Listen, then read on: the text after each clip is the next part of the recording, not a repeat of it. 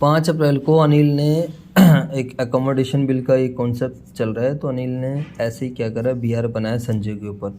तो बीआर आ जाता है, हमारी एसेट बुक हो जाती है और साथ में क्या नाम है, हम संजय को पैसे देने हमें फ्यूचर में, तो लायबिलिटी भी बुक हो जाती है।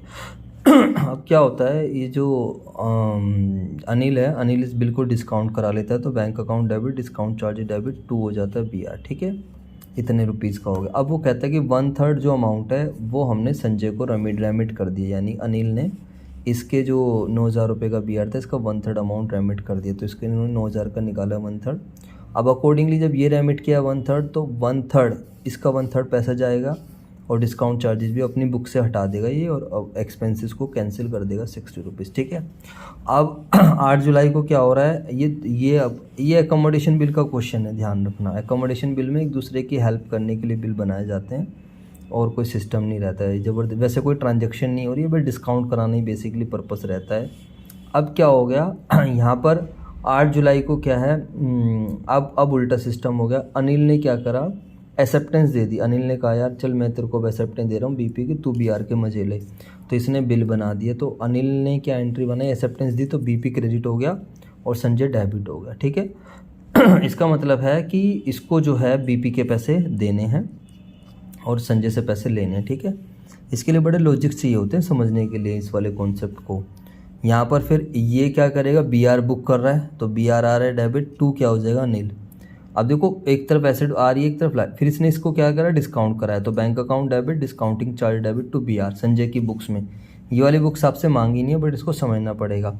फिर इसने क्या करा है, इसने जो है 2220 का अमाउंट क्या करा है, इसने रेमिट कर दिया है। किसको रेमिट कर दिया है, अनिल को। तो अनिल का अल्टीमेट 2220 रुपये दे रहा है उसको, तो डिस्काउंट चार्जेस ट्रांसफ़र करे। ये आया कैसे है, ये भी आपको समझ में आ जाएगा, ठीक है। यहाँ से देख लो आप इस चीज़ को, एक्चुअल में क्या है यहाँ पर देखो। बैंक डेबिट, ये कहेगा कि भाई मेरे पास पैसे आ रहे हैं, डिस्काउंटिंग चार्ज डेबिट 2 क्या हो जाएगा संजय।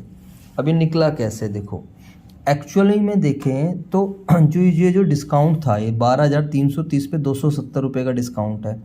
12,330 पे 270 का डिस्काउंट है, तो 12,330 पर 270 रुपये का क्या है, डिस्काउंट है। 12,330 पर 270 का, इसको प्रोपोर्शनेटली समझिए कि 12,330 पर इतने का खर्चा है।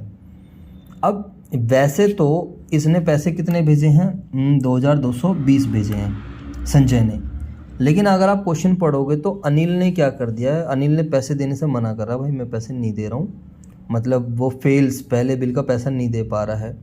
अब अल्टीमेटली अगर आप देखोगे तो अनिल को संजय के पैसे देने थे 9,000 में से 3,000 उसने उसको मिल गए थे एक तरीके यानी कि 3,000 रुपये उसने उसको दे दिए थे।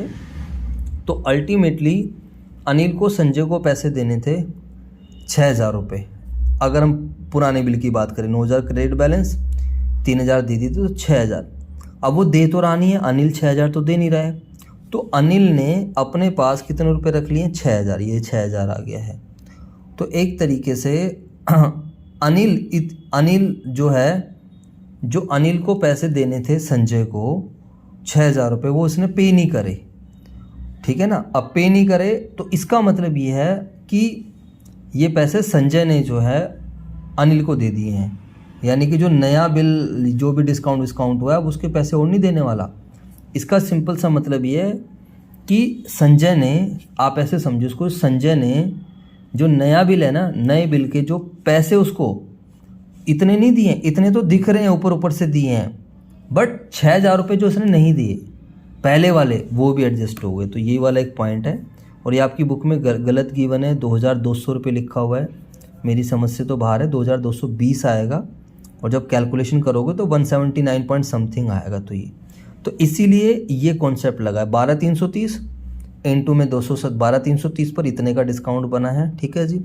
अब 2,220 में हमें लग रहा था सिंपल, 2,220 तब आता जब अनिल पहले का सारा बैलेंस क्या कर देता, क्लियर कर देता। 9,000 क्रेडिट, 3,000 डेबिट, तो 6,000 क्रेडिट। बट क्वेश्चन में साफ सा लिखा अनिल फेल हो गया, अनिल नहीं दे रहा पैसे। तो अनिल पैसे नहीं दे रहा तो फ्री में थोड़ी चल रहा है, इसका मतलब है अनिल ने 6,000 रुपये रख लिए।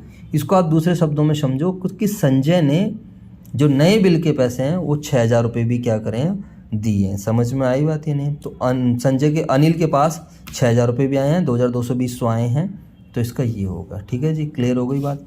इसके बाद अब अनिल फिर दोबारा रोने धोने लग गया। अनिल हो गया इंसॉल्वेंट हो गया तो ओल्ड बिल हो गया कैंसिल। तो जो जो नया बिल एक्सेप्ट किया था, संजय डेबिट टू बीपी, यानी कि पैसे लेने थे और बीपी देन तो ये देख कर मेरे बस की नहीं है, तो बीपी हो जाएगा डेबिट, टू हो जाएगा संजय।